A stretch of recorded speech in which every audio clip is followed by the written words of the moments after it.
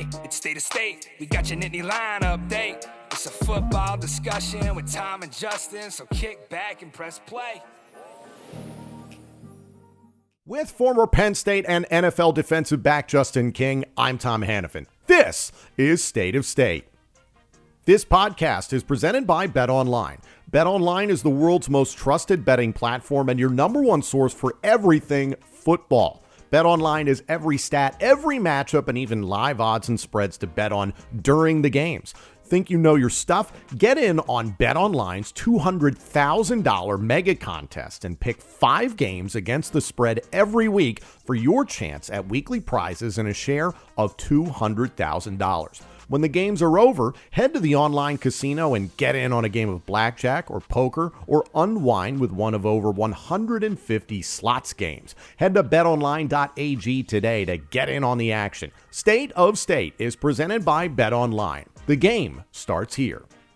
State of State is proud to partner with Illumination Brewing for another season of crafting State IPA, the perfect tailgate and game day beer for Penn State football fans. State IPA is available now at your local beer distributor, grocery store, plus select bars and restaurants. Visit illuminationbrewing.com/beer/state-IPA to learn more. Must be 21 years or older to purchase. Please drink responsibly.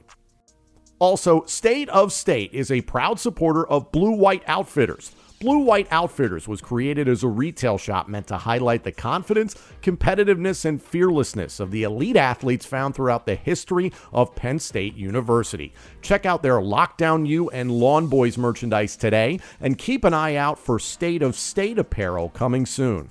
All sales from Blue White Outfitters directly benefit Penn State student athletes. Visit www.bluewhiteoutfitters.com today. Hi, everyone, and welcome to State of State. He's Justin King. I'm Tom Hannafin. Penn State passes its first Big Ten test of the season at home. Number 9 Penn State takes care of number 19 Illinois at Beaver Stadium amidst whiteout energy by a score of 21-7.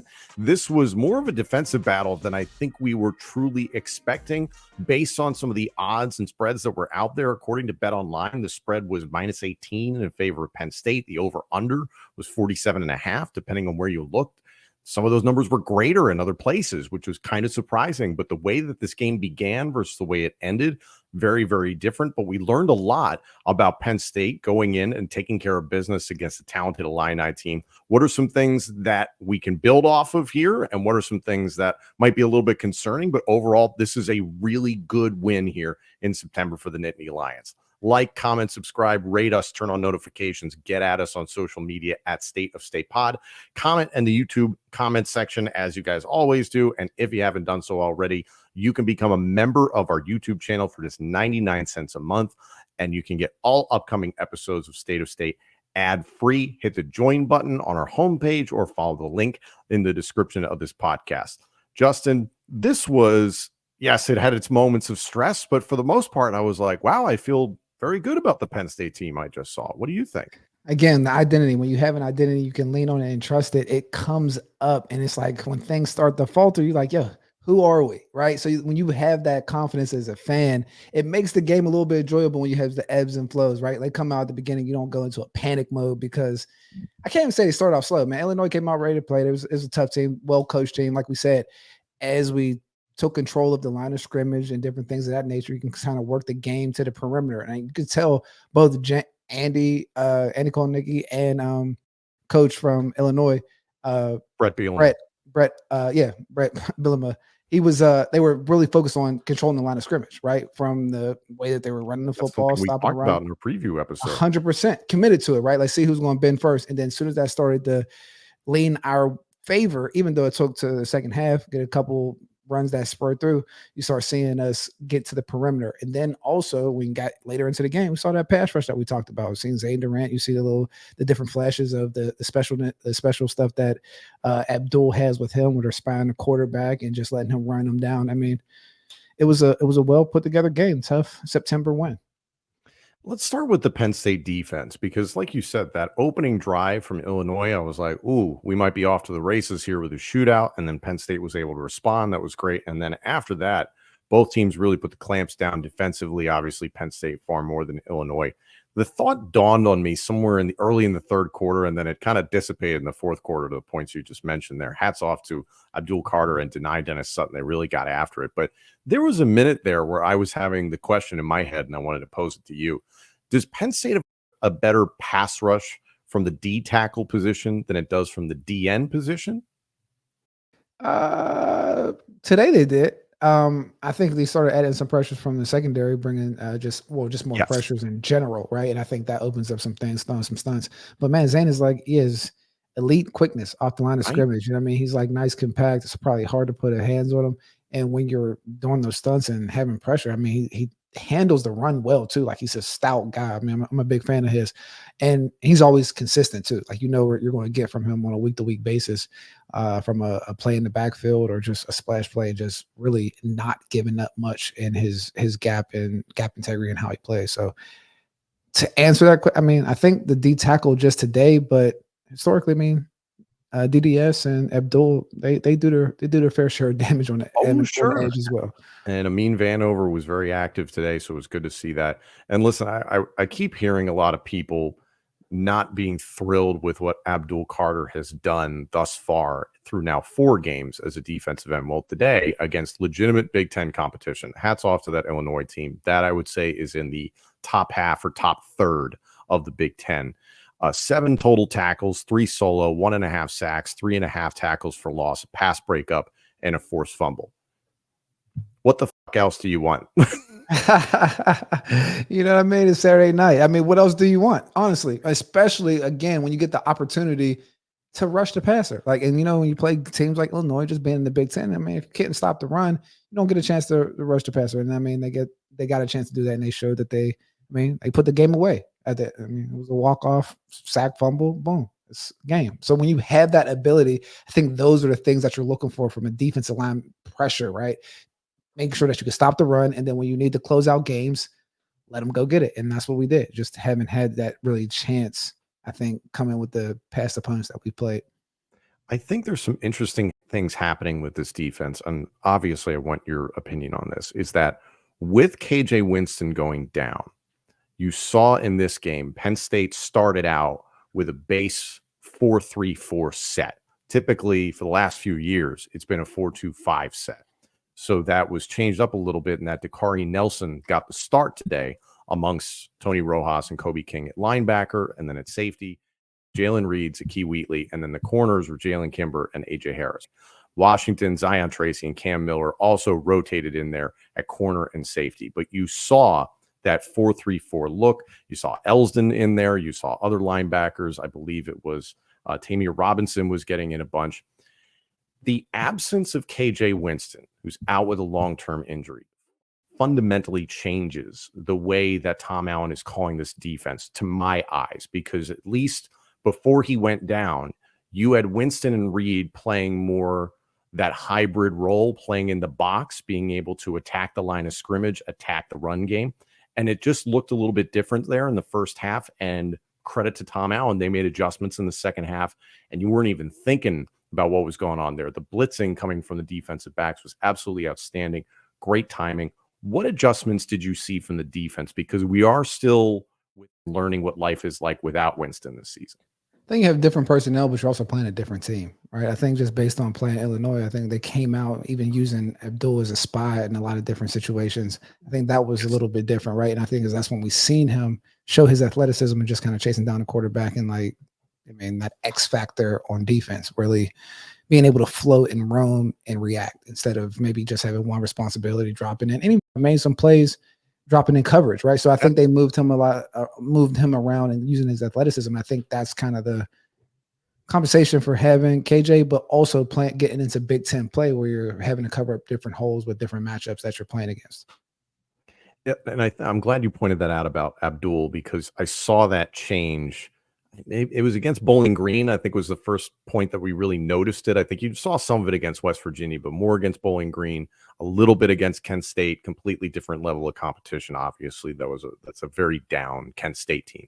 But you saw, again, supplementing that loss of being able to utilize KJ Winston and Jalen Reed predominantly in the box, it makes sense to be able to drop Abdul into coverage in select situations, or even drop him into a linebacker spot, because it's not that he played badly at linebacker last year. It's just you think he's more valuable in this flex type of position. So while you're finding maybe your new identity on defense, and I don't even know if I'd go that far to call it a new identity, but just trying to figure out how do you make the pieces fit to get the results that you need, why not use Abdul in that capacity? It doesn't always have to be hand in the dirt, traditional 4-3 defensive end. Listen, when we talk about, like, just when you talk about talent acquisition, you think about position flexibility and the versatility of a player, right? Different things that they can do. That's when you start to see the genius of a defensive coordinator and coaches come out, when you can use those players and their skill sets in different manners when things happen. We know that, again, 100% injury rate in sports. So when things have to move around, you want to have a skill set or artillery of players and traits that you can fill those positions. And those are typically the best teams, right? And so I think that's what we're seeing now, is just like the versatility on defense amongst the players, the talent that's coming in, and being able to, fill in the gaps when they do occur, especially when injuries, like, something that, like, from a primetime player that you have on defense, like a KJ Winston. And we'll get to some injuries on the offensive side of the ball, I think, are going to be very, very challenging as the season goes on, but we're going to get to that a little bit later. Sticking with the Penn State defense, the starting running back Fagan, who 250 pounds, I think people on Sundays are going to want to get him for select situations here and there. He has a lot of ability, just maybe didn't have the opportunities for today, but he's still 13 for 64, 4.9 yards per carry. Outside of Fagan, in totality, Illinois' rushing total was 32 attempts for 34 yards, 1.1 yards per carry. And Penn State recorded 6 sacks on Luke Altmaier and forced Altmaier into his first interception of the season. They held Altmaier to 16 of 25 for 185 yards. The touchdown, obviously, in the opening drive of the game, the pick that I mentioned, and a 64% completion percentage.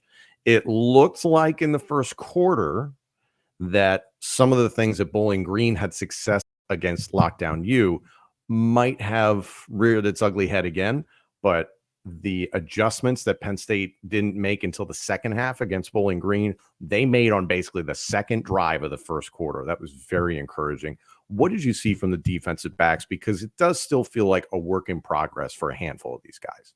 Yeah, I mean, this is their fourth game playing together, yeah, like as a group. And I mean, the head of the snake kind of got hurt. I mean, at this point, so you're moving in different guys. See, there's some goofy penalties late in the game with the clip from Zion, but I think overall, you're just seeing guys getting comfortable playing. I think it's good because you're starting to see them make plays. You start to see an interception, right? If they didn't have that penalty, that's a pick six. So you're starting to see those different type of situations, and making plays on the football. And again, what did they have from a receiving standpoint? I mean, 185 yards, less than 200 yards in the air. You have to be proud about that, especially as a defensive back. And like, I don't get too hung up. I mean, it is a position where, not to say you expect to get beat, but like, as long as you're stopping most things that's going on and creating turnovers, I think we're cooking with gas.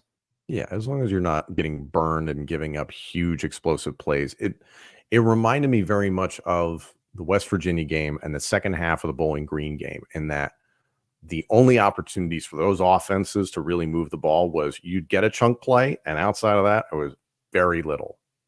Right. I mean, that way to live. Yeah, but I don't even think that they even play bend but don't break type of defense. I think they're pretty aggressive. Okay. And then it's like when you put your guys on a corner or by themselves, one-on-one catches, or things happen where guys make a catch, but like they compete.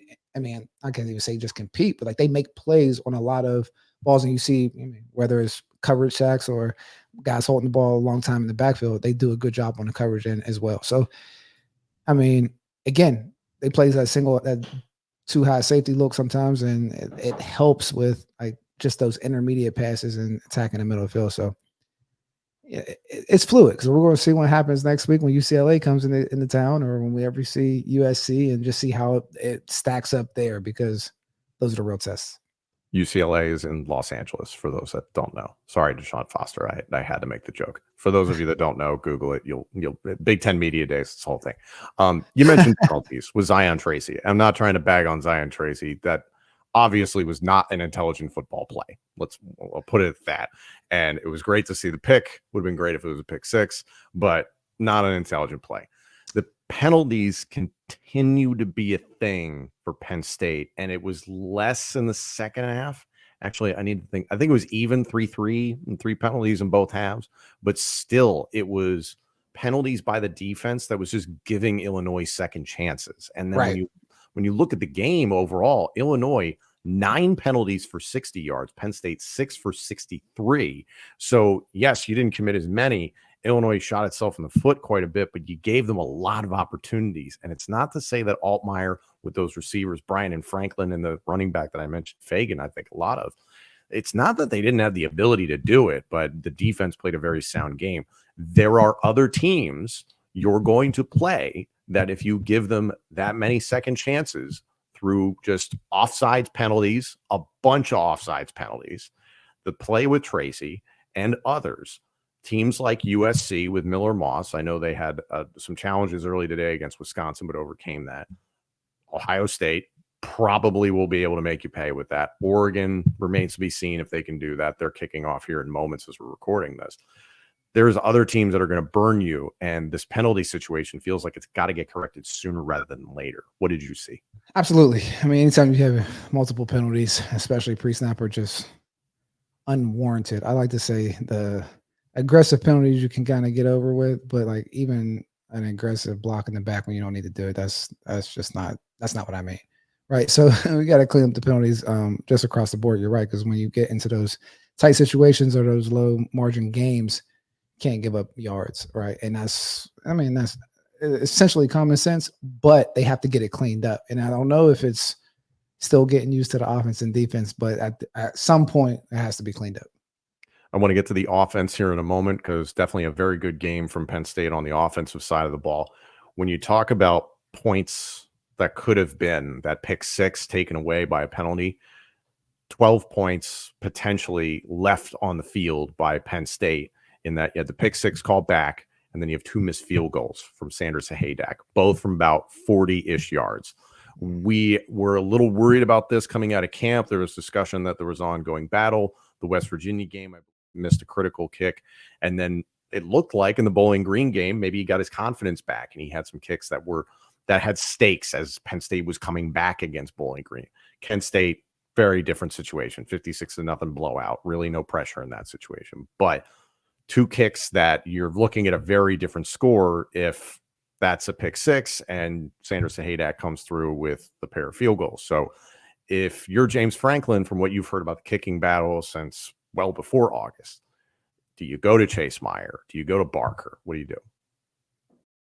And you have to get somebody a shot. I mean, I think they probably have kicking competitions throughout the week. But until the red light comes on, you got to see how guys perform. So I mean, with it being a problem coming out of camp, it sucks that we have to try to figure it out through the season. But eventually, we're gonna have to make an adjustment to see if someone else can handle the job. Chase Meyer is the transfer from Tulsa, and Ryan Barker is now a redshirt freshman. So it sounded like, I believe it was Meyer and Sahaydak that were really in the thick of it. Gabriel Nwosu is more your kickoff guy. So I know Nwosu was in the mix, but it felt like it was more between Meyer and Sahaydak. And I think in Nwosu there is not to say it's 1, 2, 3, but somewhere in that mix. So hopefully this is something that gets corrected soon, because you could hear Todd Blackledge saying, I don't think they trust him to kick the field goal. And there were certainly instances late there in the second half where it was like, Penn State needs to score a touchdown here to really put this thing away. And they did that at the end. Katron Allen rushing it in for a touchdown makes it 21-7. But it is that situation where it's like, okay, if you can't trust your kicker from 40 at the Big Ten level, what range can you trust him at? And what angle can you trust him at? Because that second one, it was like, these are makeable. That's the thing at this level. I mean, that's what once you lose your trust in a kicker, it's hard to get it back. Those are because it's always heartbreaking. Every time they mess up, it's like a heartbreak. And you need those 3 points typically, right? Because that's your trampoline, your tight walking. When you get down to the red zone, it's like, if I don't have a net out every single time, I mean, got to keep trying something else. So like that, it's hard to regain the trust in a kicker once you lose it. So I mean, hopefully he can get whether there's a rut or whatever the case may be, they can get some competition going throughout the week so he can get that confidence back up. But again, we have to figure it out. And I know coaches from the standpoint of when you're in game and you're relying on your subconscious, and your subconscious is like, we don't have a kicker. It changes how you call plays. It changes what happens when you get into the red zone. Like everything completely changes. And like when you have a kicker that's a weapon, you get a lot more aggressive because, like, again, that tightrope and that net is there. Oh, okay, I can make a 45-yard or a 50-yarder. So those things come into play. So I just hope he gets that thing tightened up. What was that interview with Jamie Foxx that Denzel Washington did where he's like, I'm leaving with something? Something, right? That's how you look at a field goal. I'm leaving with some. I gotta leave with something, man. It's probably carried the Baltimore Ravens for the past 10 years. So, Justin Tucker ain't bad. It's not bad. This episode of State of State is presented in part by Melon. Now, for those of you who've been watching this podcast for quite some time, you know that Justin and I are both big hat guys. Now, when I was introduced to Melon, I immediately saw how durable and comfortable their hats are. Great color options, great sizing options as well. For me, someone who likes to go to a lot of different football games and tailgates throughout the year, I need a hat that's going to be flexible depending on the weather. If it's hot out, I want something that's breathable, and that's something that Melon hats provide. And also, if it's inclement weather that's going to be nasty out, then I need a hat that's not going to lose its shape if you get them wet. In fact, if you need to wash a Melon hat, they come right back to life and they look brand new if you throw them in the wash. So that's something I absolutely love. So if you're looking for a hat as tough as you, check out Melon. You won't wear anything else after you get one for yourself. If you're looking for the world's most durable hat, look no further. Go to melon.com. That's MELIN.com and put it to the test yourself. Let's talk about the offense for Penn State. I was a little worried there late in the second and early in the third. I was like, I had flashbacks as a Philadelphia Eagles fan to when Andy Reid, once upon a time in Philadelphia, would just absolutely forget that Brian Westbrook lived and breathed and would just decide to throw it 10 consecutive plays or something like that, or a series of drives where it was just so lopsided in regard to the pass. And you could feel after that first drive of the third quarter that Andy Kotelnicki and company were like, let's just run the dang ball. And that's exactly what they did. This was an awesome game for Nick Singleton, as it was for Kaytron Allen. I do not want to rule that out. I think both of them combined had about 200 yards rushing as a tandem, altogether 200 yards rushing there. I want to talk about Nick. We've talked about it so much of like, man, it feels like freshman Nick Singleton is back. And it's like, what the hell happened last year? Was it an injury that was never disclosed or something like that? Or was it Yursich's system? I don't really know what the answer is, but the guy that's playing this year, we just got done talking about how Tyler Warren might be the most complete tight end in America. The way Nick Singleton was pass protecting, run blocking, catching passes out of the backfield, explosive plays through the tackles, off tackle. I mean, is he the most complete running back in America? That's a big argument to have, but I think it's worthwhile having. He's one of the better running backs in America. I can't for sure say he's the most complete, but we've seen, like you said, like the burst and his athletic ability that he does possess is a unique trait. And now I think with Andy's offense and how he's calling plays, the blocking schemes, and you're able to see, like we said last year, he's not engaging with tacklers until that 4 or 5 yards. He's getting his steam rolling. He's getting downhill and all those different type of things. You see Kaytron Allen just getting on edges that are beneficial to his running style. So I think just even Andy Kotelnicki's offensive philosophy and running the football has been beneficial to both of these running backs. So, I mean, I think you can put a little blame on just the offensive philosophy and like not having rhythm when you're going into your drives and different things of that nature that kind of looked a little wonky with him last year. But this year you see the identity forming, you see in the play calling and different things, like all those different avenues really help running back and players in general just perform. Like I always tell just fans or whatever the case may be, like, yo, coaches matter. Like I've had coaches where I'm like, I don't know what's going on, and it's like kind of gray, and you play, a little apprehensive because you're not necessarily sure what's going on. But when you have a coach that's like, oh, setting you up for different things, you understand why we're doing it. We're understanding like the purpose of it, the way to win, and it really frees you to play in highlight your true strengths. And I think that's what we're seeing from Nick this year and Katron and Drew, to be honest. Completely agree. I want to get to Drew. Nick Singleton, 16 carries for 94 yards, a touchdown, a long of 14, 5.9 yards per carry, and then 2 catches for 25 yards on 2 targets. Katron Allen, 18 carries for 102 yards and a touchdown, a long of 14. His average was 5.7 on the ground, did not get involved in the passing game. The one thing that I think is going to be big, because Penn State doesn't have a bye week until after the USC game. So you have UCLA this coming weekend at home, then you're on the road in Los Angeles at USC. You get a bye, then you play Wisconsin. Sal Wormley and JB Nelson both went down tonight. So you were fortunate in that when Sal Wormley went down, JB Nelson stepped in and played very well. JB Nelson went down. Cooper Cousins stepped right in, who's a true freshman that you and I both know they've been speaking glowingly of for a very, very long time. Very clearly, they're like, oh, we're burning his red shirt. We're absolutely going to use this guy. Now, all of a sudden, that depth at the interior of the offensive line is a little bit more shallow. We have to see in the coming days and weeks what the situation is with Wormley and Nelson. But that was the position of strength with this offensive line, was in the guard spots and at center. And you were a little concerned about how the tackle spots played. Hats off to Drew Shelton and Anthony Donko. Thought they played very well tonight. Same with Vega Ioane, same with Nick Dawkins. But now you're a little bit more shallow there, and it's September. Does that worry you? Yes. I mean, anytime you get into Big Ten play and you have to control the trenches and you're losing depth or losing your top players up front, that worries me. I mean, we were getting, like you said, going to UCLA, USC, Ohio State. These guys are coming, and it's a big man move, little man type of game.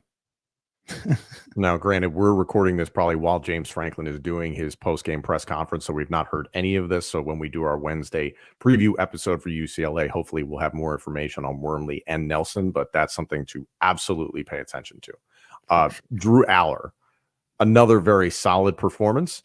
What were some of the good and the bad that you saw from Drew today? I mean, they're not making him a volume passer, right? So I think when you don't do that to a quarterback, it just kind of it keeps things, you get to play in the yard a little bit, right? Don't let the ball go out in the street. So it keeps it contained, and he's able to, make the throws, the elite throws, and show his arm when he can. He showing again his nice scramble ability and being able to run. I know he's not a runner to your fears there. He is now, though, but he looks good. I've been proven wrong. You were right. Good moving around. I'm wrong. I'm glad to be wrong. No, it's all good. But I mean, it kept him in his box. And I think he did what he had to do to win, right? Because I think we overemphasize sometimes that quarterback position, and it's still just a piece of the puzzle, right? We see it in the NFL, and these guys get into different situations, how much better you can perform when you're not asked to do certain things. I mean, just from the Chicago situation, I'm in Pittsburgh. I'm saying Justin Fields 4-0, and he was the worst quarterback in the world at Chicago. Now we see the number 1 overall pick looking like the worst quarterback in the world. So then you look at, okay, wait, who's calling these plays? Who's like putting them in positions? Yeah. And when you see a coordinator that comes in that has the same identity that matches, we got Andy, we got the 2 running backs. It's like, all right, maybe he's not supposed to be a volume passer throwing it 48 times a game when we don't have a number 1 receiver. We can get separation and having misaligned runs and different things of that nature. We can't even run the football. It's probably harder to play quarterback like that versus throwing the ball. How many times did he toss it around today? I mean, let me see what we got. His final line was 15 of 21. Yeah, 15 for 21, 135. And that's nothing. Completion percentage. And then rushing 4 of 15 for 3.8 yards per carry, a long of 11.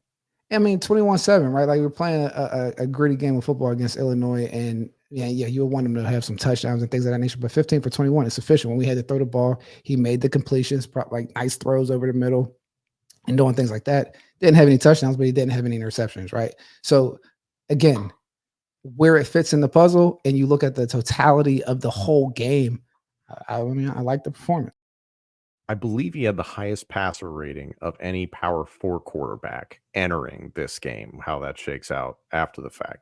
But it was interesting. I was on the Zach Gelb show earlier on this week, and it was like, kind of, what's the feeling about Drew Aller? And I was like, man, like Penn State fans were so hard on this kid last year because I think the expectations were, and I use Trevor Lawrence as an example because Trevor Lawrence in his first season was outstanding. So that was very much a plug and play situation. But I'll challenge that and say he was outstanding amongst a great supporting cast. Like he had weapons all over the place. He was playing in the ACC. He was on the best team. Like so, there's certain things we just kind of take for granted. It's just like, oh, this quarterback's here, and I'm just like, I'm in Pittsburgh. I mean, Ben Roethlisberger's song. He won the Super Bowl his first year because we had a great defense and different stuff like that. But he all went on to be a great quarterback, all those good things. But if you just isolate that quarterback, it's sometimes unfair until you start getting into the elite things. We want to judge it, but I think that's more of a talk radio situation than it is a win-loss thing.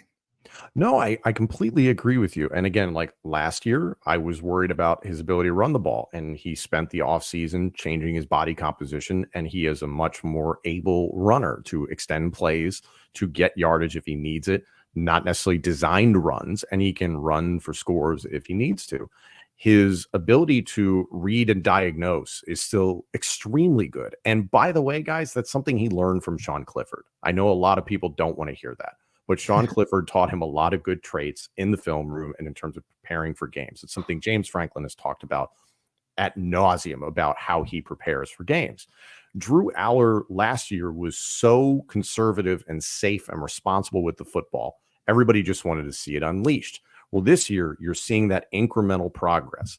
And yes, is it exactly completely full-blown video game numbers? No, you made the comparison that Peyton Manning's first season and first games at Tennessee was horrible. It took him a minute to really become Peyton freaking Manning. So Drew Aller, what I've seen is that those facets of his game that he needs to maybe work on or shore up, they're becoming less every single game. I don't need him to throw 40 times a game because honestly, Justin, and I don't know how you feel about this, if he's throwing it 40 times a game, Penn State's in real trouble.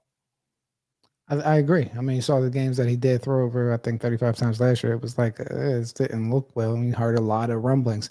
And when you have him, like, he's a 21 to 30 attempt type of passer with a strong running game, with a safety net of one of the best tight end in college football. And then you have some receivers that are starting to show.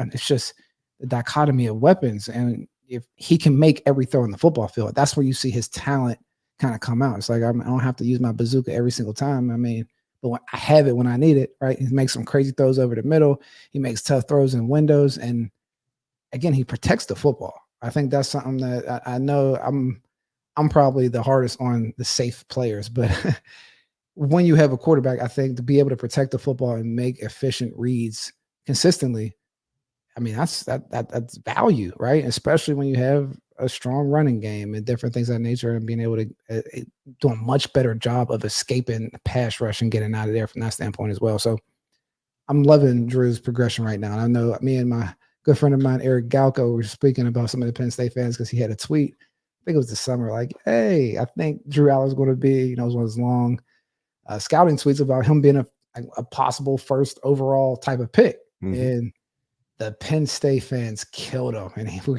talking, it's like, yo, what's going on? I'm like, I don't think they realize, like, you can see what things change, but he has the traits. If you're just watching and you're not really in the Penn State ecosystem, you just turn on the film and just see some of the things that he does.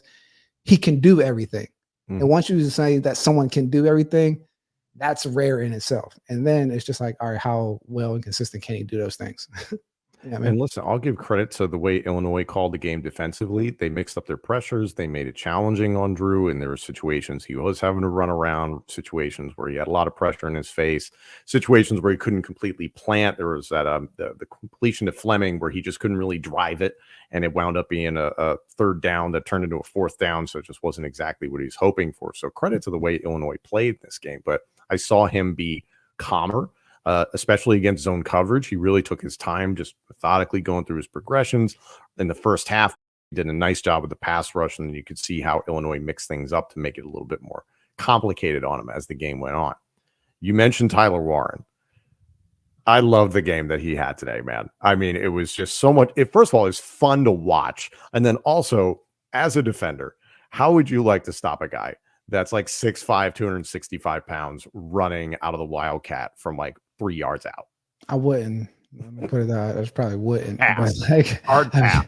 somebody going like, watch out for your knees, man, because that's where I'm going. I'm trying to really hurt those things. But I mean, that dude's he's a fun player to watch, and I like his attitude and which he plays. To be able to even step back there and play quarterback, the athleticism that he shows, body control. I mean, you talk about a first round, type of tight end that we have here, and he's one of the more unique ones. I mean, just from the great ones that we had, whether it's the Brenton Strange, the Fryer move, the Gesicki, like they all had one like kind of elite trait or something that was not as well developed. Like Gesicki he was like a more of a receiver, wasn't the greatest blocker, right? Pat was more of he could do both, but he wasn't the most explosive guy. Then you got, Brenton Strange was athletic. He was overall great. I mean, he's doing a great job at NFL, but now you got this kid, Tyler Warren. He can kind of do everything, right? He's athletic. He can block. He can play wildcat. He can throw a little bit from the wildcat. And you just don't really see that type of athlete in that size body where they present that X factor player in the middle of the field. That is, I mean, that's just as strong as a weapon as the two running backs when you talk about for the quarterback. So, I mean, it's the 49ers, concept of like the trifecta. You got the Kittle and the running back and the fullback, Usyk. I was Usyk. I mean, but like, just saying like the running game, right? You put some value there. So yeah, I'm a fan of Tyler Warren. Let's just put it that way. We talked about it in the recap episode after the Kent State game of what's Andy Kotelnicki putting these things on tape for? Is he doing it for the Illinois game, or is he doing it for late October, November? And you could see the way that we didn't see the Wildcat until the Kent State game. And the way that it was utilized was completely to set up Illinois in this game. And that, yes, you still saw the touchdown was Warren doing, I believe, just an option kind of look. And then he just dove right over the offensive line. But then on the touchdown that Nick Singleton scored, he held that thing as long as he could. And again, a former high school quarterback. So he stares down the end, and it made you think about the touchdown pass in the flat that he threw against Kent State. It's just that momentary hesitation. And then you think about, as a play caller, how many other options does Andy Kotelnicki have off of this play design? And it's game 4. It's beautiful. I think, I mean, it's I so like much fun to watch. It is fun to watch. You know what I mean? It's like, the air raid, the spread offense, that's all. I think that's slowly going out of style where people are getting back to the core of what football is, right? Being able to run the football, pass efficiently, play good defense. And I like that those core fundamentals are being valued, because not that it's predictable. I think you can see like the real productive coaches in the game, and you can see guys being put in position to excel. And like you said, it's a fun watch as well. You know what I mean? Like it's physical, it's fun, it's also spaced out. They're throwing the football when they need to and getting wins. I haven't had this much fun watching Penn State's offense since 2016, 2017. That was some fun time. It was fun. And part of that fun, by the way, this year, Bo Perbula getting involved, continuing to get involved on a regular basis. My goodness, like we've been talking about the Bo Perbula package for the longest time. And it's not, I don't even think been fully fleshed out, but just seeing the way he can hop in and provide a spark. There will eventually be that play where Drew Aller gets involved out of that look. And I can't wait to see what the hell that is, because no one's paying any attention to him. And it's going to come at some point, but I don't know when. And I don't know if Andy Kotelnicki knows when, but one of these days he'd be like, I think it's time. For sure. To wrap up with the wide receivers, Harrison Wallace, 4 catches for 50 yards on 5 targets. Warren, 4 for 34 on 7 targets. Singleton, as I mentioned before, 2 for 25 on 2 targets. Liam Clifford, 2 for 9 on 3 targets. Julian Fleming, 2 for 9 on 2 targets. And then Luke Reynolds, who got the start at tight end. Khalil Dinkins was targeted in this game, but Luke Reynolds had 1 catch for 8 yards on 1 target. So surprised to see Reynolds start over Dinkins? Surprise, yeah, I guess so. Yeah, surprised. I mean, I didn't have any expectations, but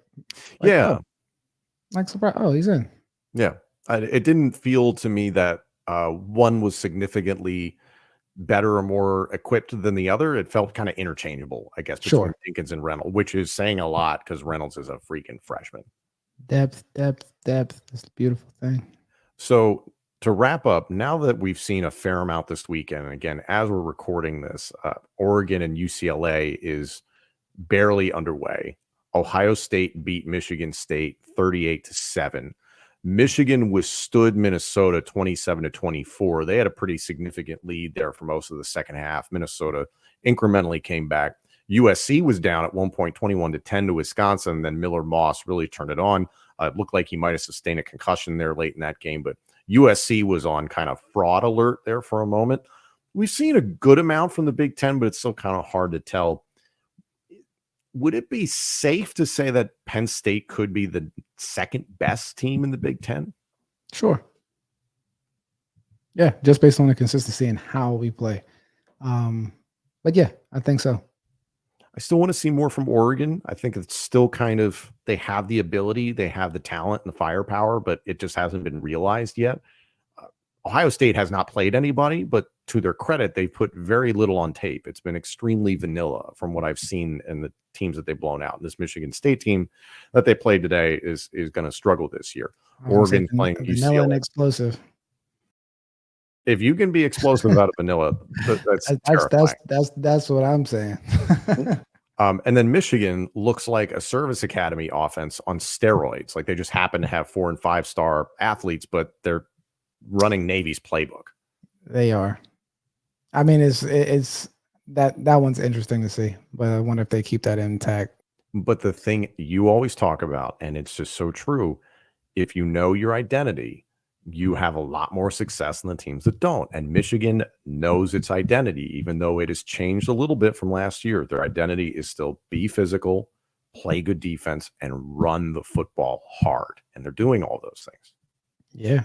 I mean, like you said, when you have it benefits everyone. I think when you have that identity of the team, you can start building around it, whether it's branding, fan activation, fan like engagement, because you know what to expect. You know, like there's something that comes along with that. And I think, you know, like you said, Michigan live and die by it, but we have an identity this year. It feels like we are going into one. That was like probably my biggest critique last year was like, yo, like, what are we? What are we trying to do? And like now it's like, okay, I know exactly what we're trying to do and exactly who we are.